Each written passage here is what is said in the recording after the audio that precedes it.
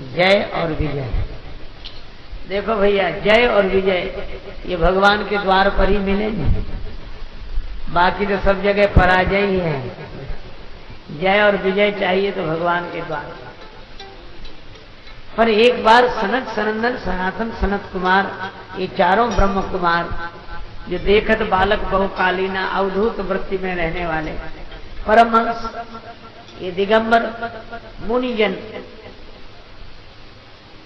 भगवान के श्री चरणों का चिंतन कर रहे थे। तो जैसे कमल की सुगंधी भ्रमर को खींच लेती है, भगवान के चरण कमलों की सुगंधी ने इन मुनियों के मन रूपी मधुकर को अपनी ओर आकर्षित किया और ये श्री चरणों के दर्शन के लिए आए। जय विजय ने द्वार पर ही रोक लिया कि नहीं जाने देंगे। मुनियों ने कहा भगवान ने हमें बुलाया है, उनसे जाकर पूछ लो, उनके कहने से तो जाने दोगे? नहीं नहीं, वो विश्राम कर रहे हैं, हम न पूछने जाएंगे न तुम्हें अंदर जाने देंगे। आपने देखा भगवान को कोई शिकायत नहीं, बुलाया तो उन्होंने नहीं, पर ये द्वारपालों को कितनी परेशानी है। ये बड़े आदमियों को उतनी समस्या नहीं होती जितनी इन बाहर वालों को जो उनके आसपास हो जाते। उन्हें कोई आपत्ति नहीं, आ जाओ मिलने, पर ये बाहर वाले घुसने नहीं देते। अच्छा आप देखो सांप में कितना जहर, पर सांप आराम से चलता है, मौका पड़ता है तो फन फुलाता है, जबकि उसमें सबसे ज्यादा जहर है। और बिच्छू में कितना सा जहर हो, इतना, पर बिच्छू हमेशा डंका ही उठा के चलता है।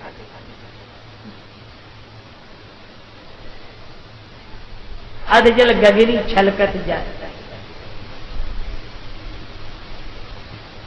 देखो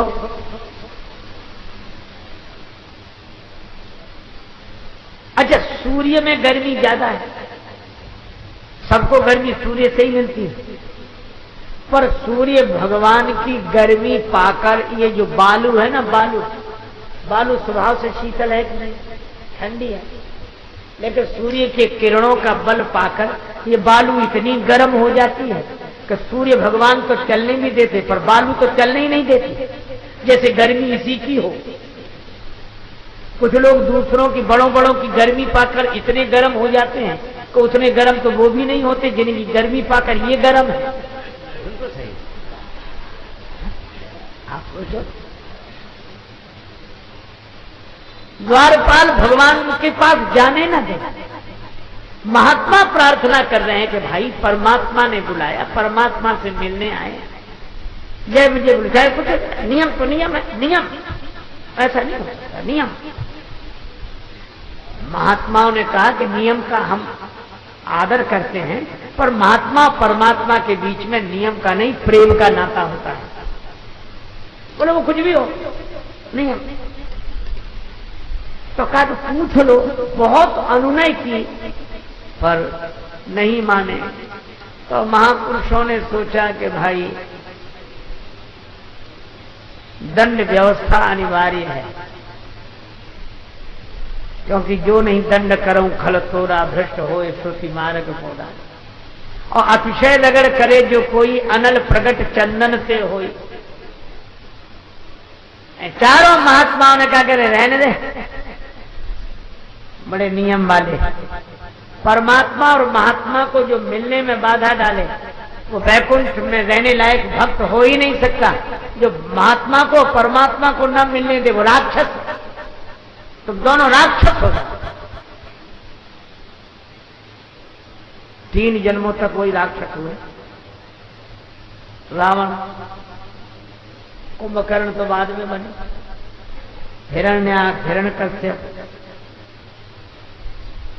और इनके उद्धार के लिए भगवान को अवतार लेना पड़ा। महात्माओं की मर्यादा रखी भगवान ने, लेकिन किसी ने कहा कि रावण कुंभकर्ण के उद्धार के लिए आप लंका में जाओगे, उनके दरवाजे जाओगे। भगवान ने कहा कि हाँ, उनके दरवाजे जाते हुए तो हम दिख रहे हैं, लेकिन जिनके लिए जा रहे हैं वो हमारे ही दरवाजे के आदमी हैं, द्वारपाल यही रहे हैं। सबने साथ छोड़ दिया, लेकिन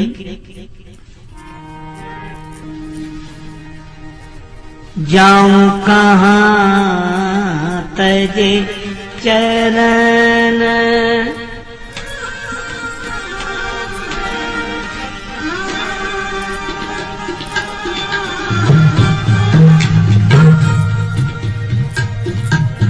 चरण तुम्हारे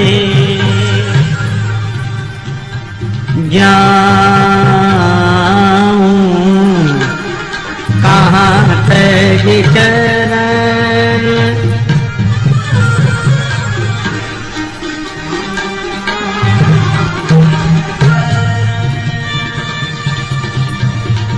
काको नाम पतित पावन जग के ही अति दीन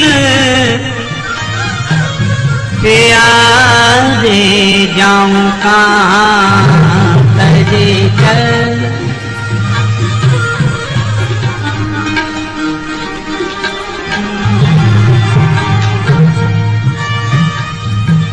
चरण तुम्हारे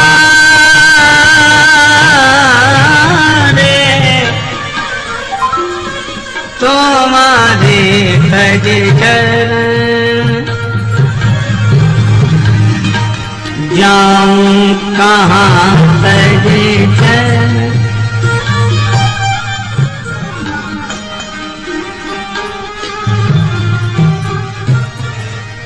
आपके चरणों को छोड़कर और कहां जाए, सब हमें छोड़कर चले गए, संग सखा सब तज गए, कोई न निभियो साथ, कह नानक इस विपत में एक टेक रघुनाथ। अब तो आपके चरणों का आश्रय है, आपके चरणों का भरोसा है, जाऊं कहां तज चरण तुम्हारे। और हमारा आपका संबंध है, काको नाम पतित पावन जन, हम पतित, आप पतित पावन।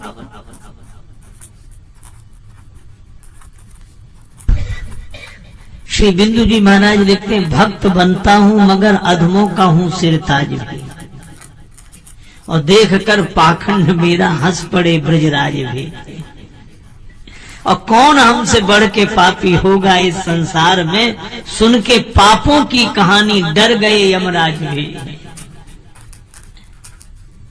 लेकिन एक बात है, क्या क्यों पतित उनसे कहें कि नाथ तुम तारो हमें, क्यों पतित उनसे कहें कि नाथ तुम तारो हमें, है पतित पावन तो खुद रखेंगे अपनी लाज भी।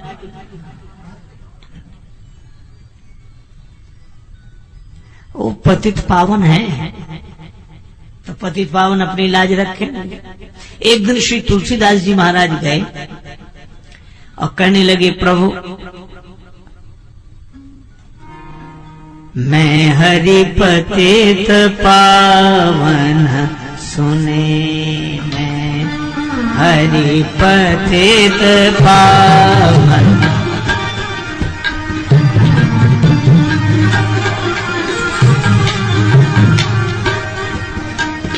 पावन सुने पतित पावन सुने, पतित पावन सुने।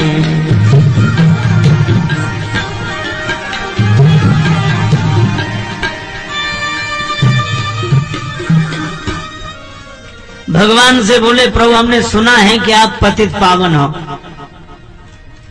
भगवान ने कहा कि दर्शन कर रहे हो, ये कहो कि हम पतित पावन भगवान का दर्शन कर रहे हैं, उन्हें देख रहे हैं। तुलसीदास जी बोले, नहीं नहीं, आज तो सुने। भगवान ने कहा कि पतित पावन सुने, हाँ क्यों, आपके दरबार में कोई पतित तो दिख ही नहीं रहा है जिसे आपने पावन किया। भगवान श्री सीताराम जी यहाँ विराजमान हैं, श्री भरत जी जैसे महात्मा विराजमान है, श्री लक्ष्मण जी जैसे संयमी पुरुष, श्री शत्रुघ्न जी जैसे मौनी महात्मा। आपके दरबार में कोई पतित नहीं है और आपका प्रचार यह है कि आप पतित पावन हैं।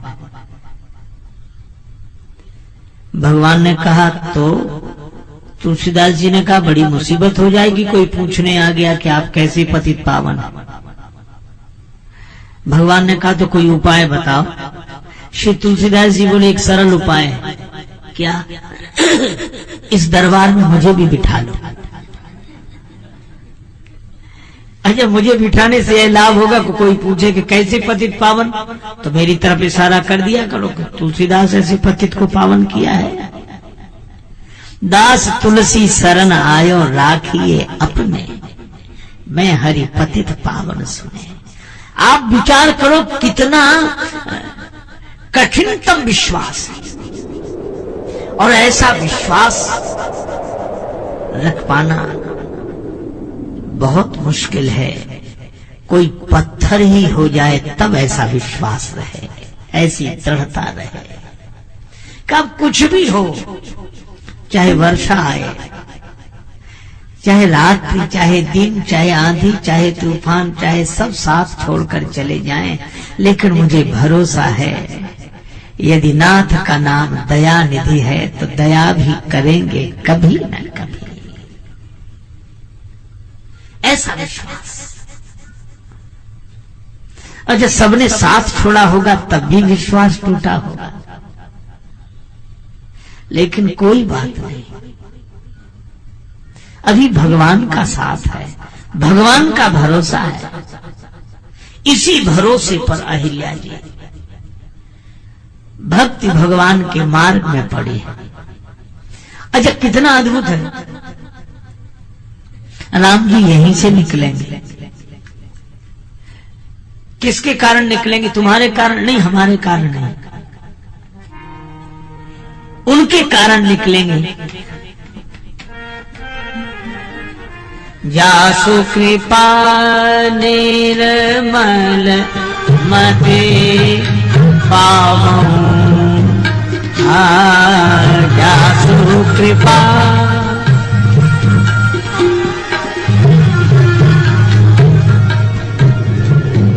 निर्मल मति पावों कृपा, जासु कृपा निर्मल मति पावों कृपा, जासु कृपा कृपा कृपा निर्मल मति पावों, जासु कृपा।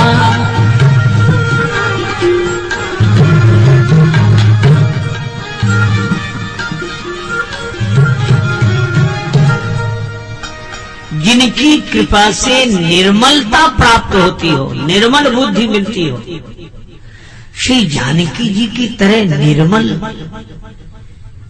बनाने वाला और कौन हो?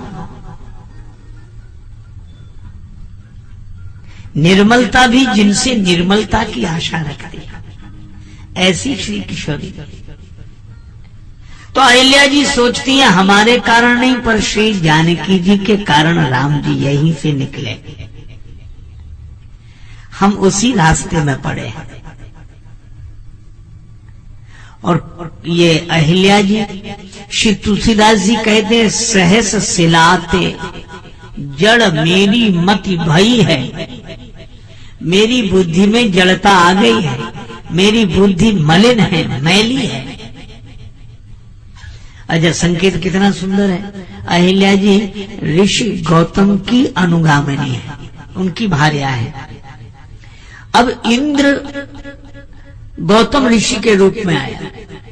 ये कथा पुरातन है, पर ये सनातन है। पुरातन इसलिए है क्योंकि ऐसा घटित हुआ है, और सनातन इसलिए है कि आज भी हो रहा है। अब देवराज इंद्र स्वर्ग का राजा, इसका अर्थ है मूर्तिमान भोग। यह भोग ही जब गौतम ऋषि के रूप में आ जाए। गौतम ऋषि विवेक का भोग ही जब विवेक के रूप में आ जाए और बुद्धि रूपी अहिल्या जब भोग को विवेक के रूप में स्वीकार कर लेती है तब उसमें जड़ता आ जाती है। भोग को विवेक के रूप में स्वीकार कर ले तो बुद्धि में जड़ता आएगी और वह जड़ता भगवान के चरणों के स्पर्श के बिना दूर हो ही नहीं सकती। इसलिए अहिल्या जी मलिन मति और श्री जानकी जी निर्मल मति और राम जी उधर ही जा रहे हैं पर मार्ग में मलिन मति। आश्चर्य, विश्वामित्र जी आगे आगे थे, विश्वामित्र जी ने देखा ही नहीं पर राम जी ने देखा। पूछा मुनि ही शिला प्रभु देखी, पूछा मुनि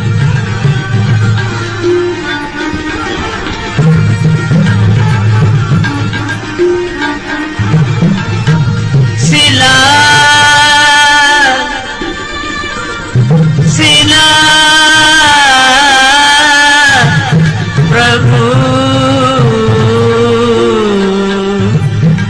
देखी, पूछा मुनि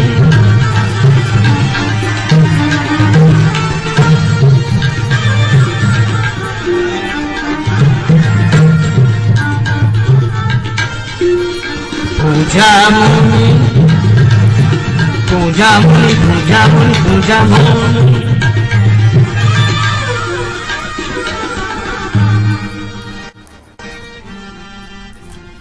राम जी ने शिला की ओर देखा।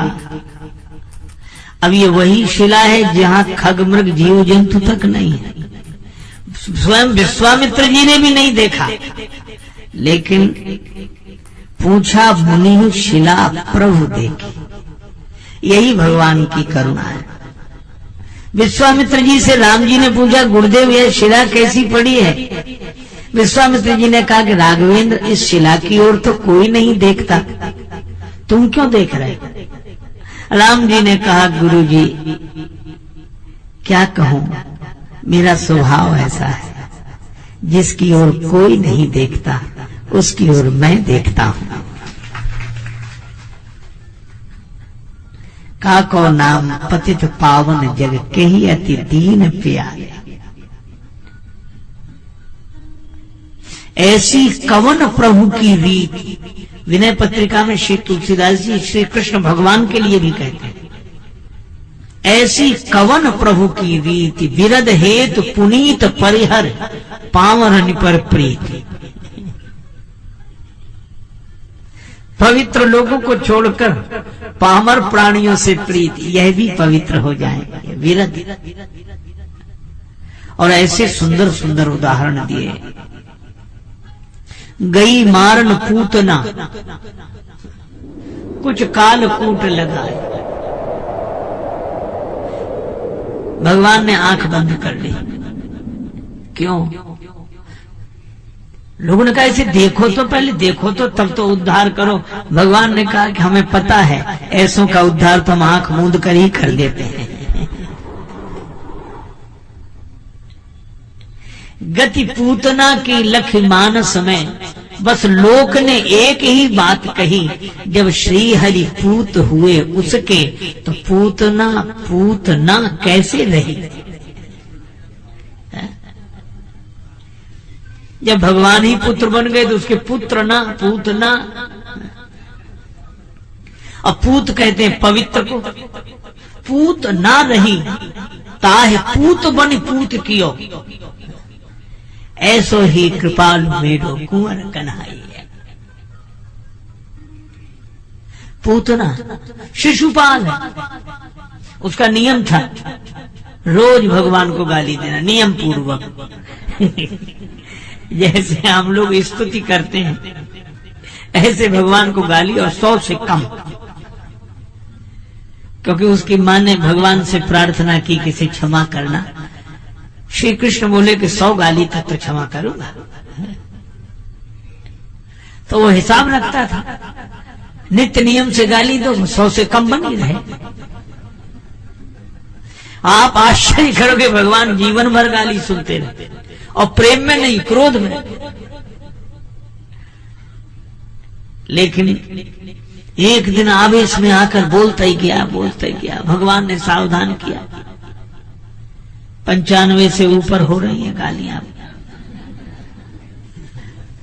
और बड़ा भगवान ने कहा 96, 97, 98, 99, अभी भी रुक जा। रुकेगा, 100 से पार हुआ। नेमते शिशुपाल दिन प्रति देत गनि गनि गारी, और कियो लीन सो आप में हरिराज सभा बंधारे। भगवान चक्र चलाकर शिशुपाल को भी अपने में लीन कर लेते हैं। विरध हेतु पुनीत परिहर पामरनि पर प्रीति। अरे और तो और, पूतना शिशुपाल जैसे अपावन को भी पावन करने वाले भगवान। और हमें लगता है कि भगवान श्री कृष्ण की लीला में सबसे पहले पूतना, और भगवान राम जी की लीला में सबसे पहले ताड़का के बाद अहिल्या। ताड़का को भी भगवान ने गति दी, अब अहिल्या को। अच्छा, पूतना ने भगवान को वक्ष से लगाया, पैपान कराने लगी। भगवान ने पकड़ लिया और पैपान के बहाने प्राणपान ही करने लगे। वह कहती मुझे छोड़ो, समुंच मुंच ऐसे बोलती है, मुझे छोड़ दे। श्री कृष्ण ने कहा कि मैं किसी को पकड़ता नहीं हूं, पकड़ लूं तो बिना गति दिए छोड़ता नहीं हूं। इसीलिए श्रीमद् भागवतकार कहते हैं, लेभे गतिम धात्विचता ततोन्यम कम वा दयालुम शरणम ब्रजे। ऐसे कृपालु को छोड़कर और किसकी शरण में जाया जाए। और यही भगवान श्री राम, जिसकी ओर कोई नहीं देखता, उसकी ओर राम जी देखते हैं। ऐसो को उदार जगमाही। विश्वामित्र जी से कहा कि गुरुदेव, इसकी ओर कोई नहीं देख रहा है, मैं देख रहा हूं। अच्छा, तो क्या उद्धार करना चाहते हैं? देखो, भगवान की लीला बड़ी अद्भुत है। भगवान श्री कृष्ण को ऊखल से बांध दिया मैया ने, तो भगवान बंधन में बंध गए। लीला तो यह कह रही कि बंधन में बंधे, लेकिन उद्देश्य यह है कि बंधन में बंधकर जो अब तक बंधन में बंधे हैं उन्हें मुक्त करना है। यमलार्जुन वृक्ष का उद्धार हुआ। तो लीला तो अद्भुत है। लगता है कि भगवान उद्धार कर रहे हैं, लेकिन भगवान से कोई पूछे कि उद्धार कर रहे हैं? नहीं। श्री कृष्ण तो कहेंगे मैया ने बांध दिया था, हम वहां तक पहुंच गए। और राम जी कहते हैं गुरु जी उद्धार नहीं करना हूं, आपके आगे मैं क्या उद्धार करूंगा। फिर कहा कि मैं आज कर्ज चुकाना चाहता हूं, ऋण। गुरु जी बोले राम तुम पर भी ऋण है, तुम पर भी कर्ज। हाँ गुरु जी है। किसका कर्ज है? जिनसे लेन देन चलता उन्हीं का तो कर्ज रहेगा। तो ज्ञानी महात्माओं से नहीं, उनसे हमारा लेन देन नहीं चलता। क्यों? क्योंकि उनका हमसे कोई लेन देन नहीं। इसीलिए तो ज्ञानी संत कहते हैं कछु लेना न देना मगन देना। तेरा साहब है तुझ माही, देख सकी खोल दो नैना।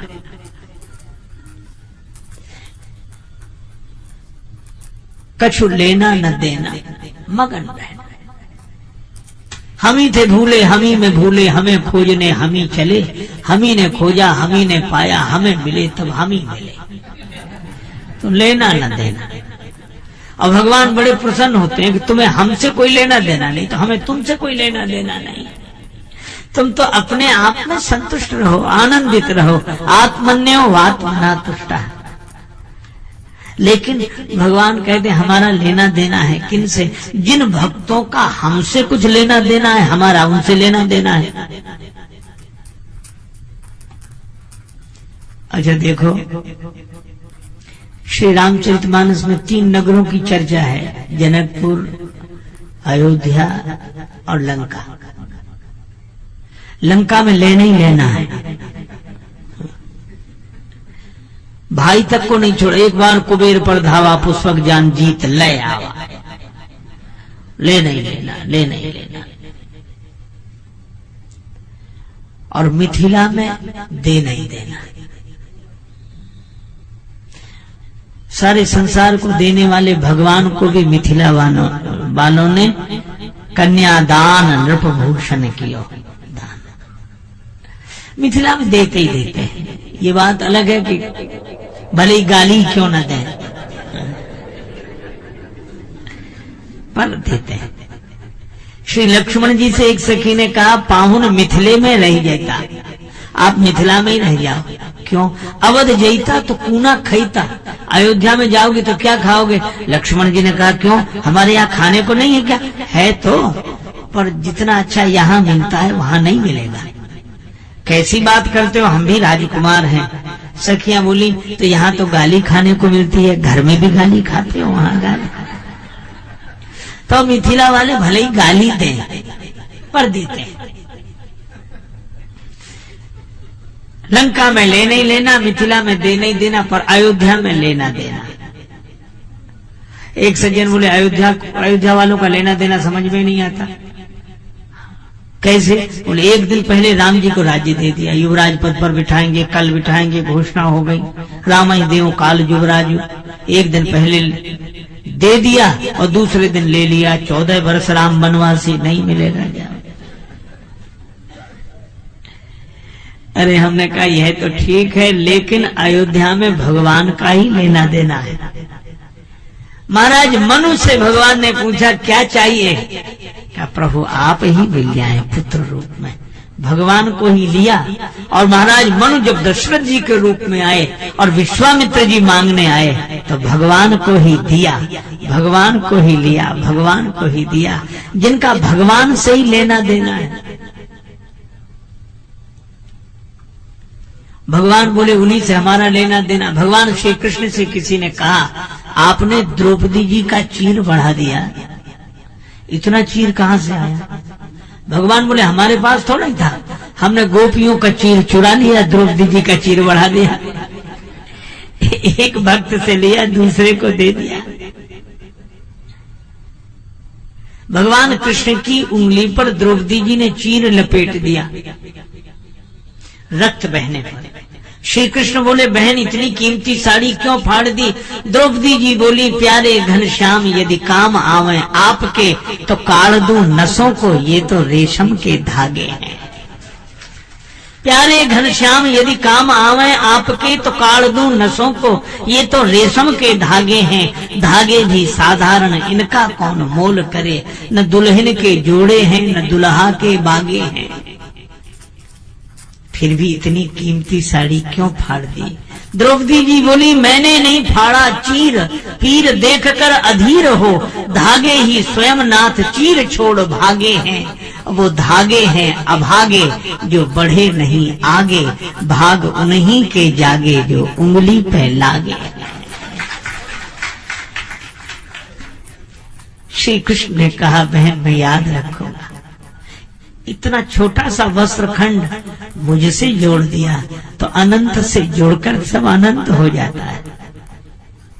और भगवान ने वस्त्र बढ़ाया, द्रौपदी जी का चीर बढ़ाया, अनंत वस्त्रावतार हो गया भगवान का।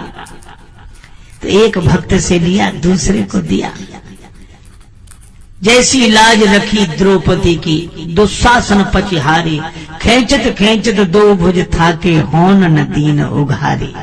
बढ़ायो चीर मुरारी, अब की टेक हमारी, लाज राखो गिरधारी। भगवान ने इतना अनंत चीर बढ़ाया, चीर का अंत नहीं हुआ।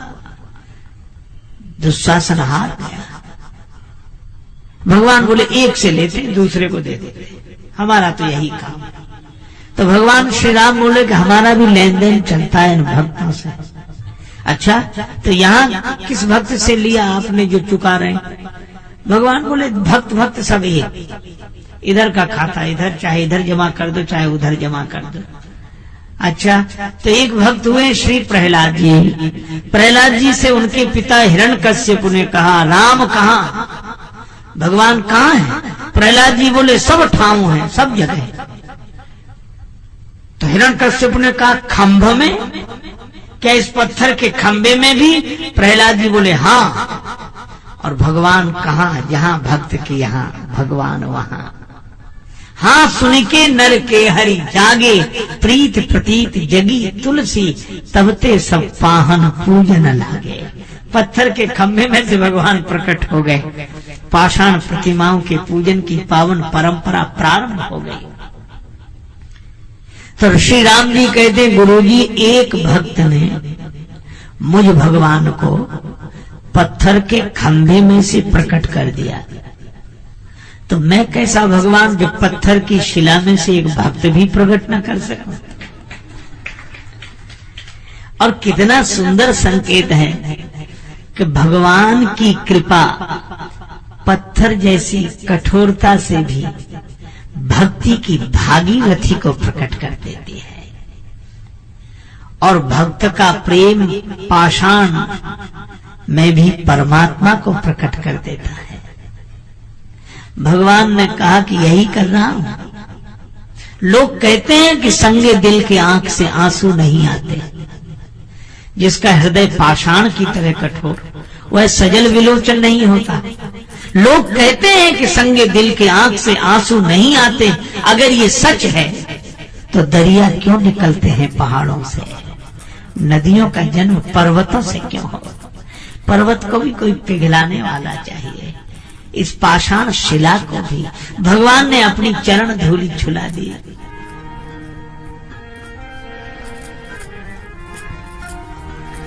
राम पद पदुम पराग परी, राम पद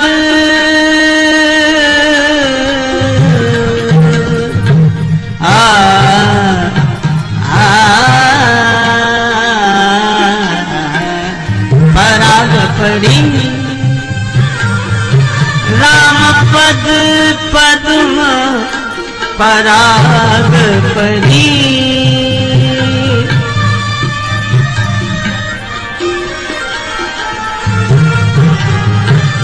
परी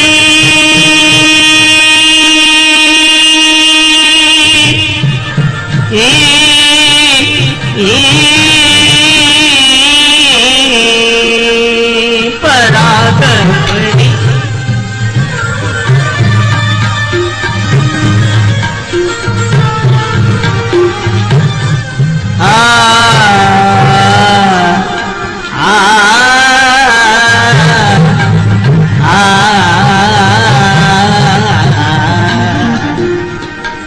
पराग परी,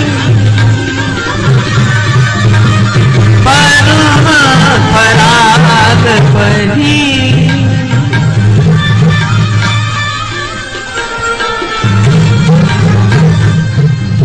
राम पद पद्म पराग परी, पराग परी, पराग परी,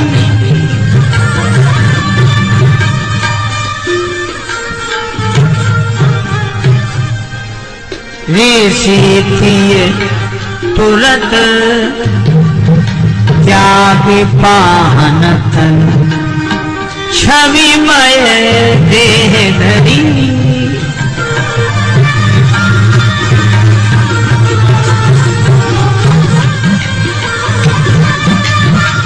परम पराग परी, पराग परी, पराग परी,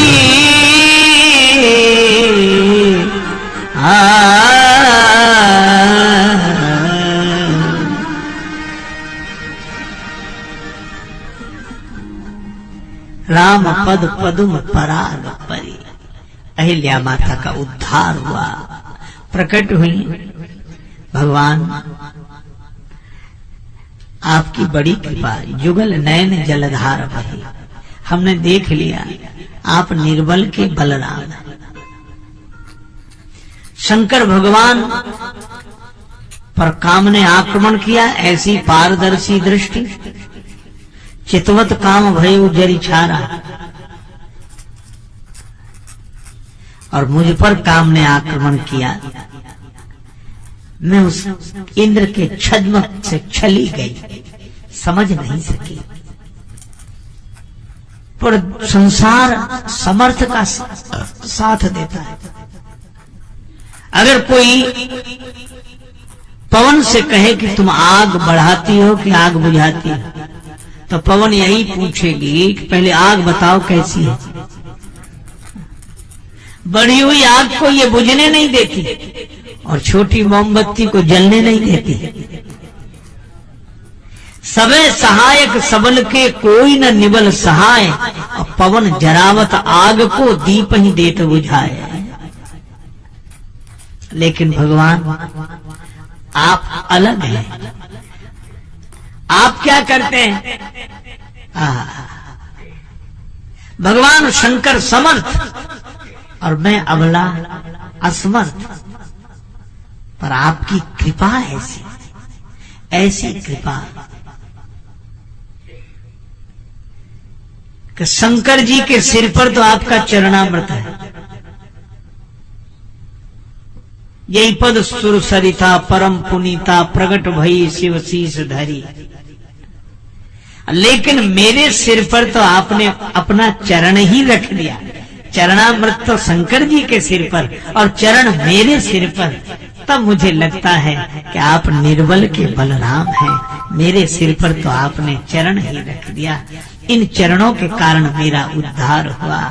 सचमुच शिला उद्धरण धरणी धर ही ये धरण, शिला उद्धरण धरणी धर ही ये धरण, दीन दुख दलन असरण शरण है। सहित हुलास बनवास मिस घूमि घूमि, दंडक विपिन भूमि पावन करण है।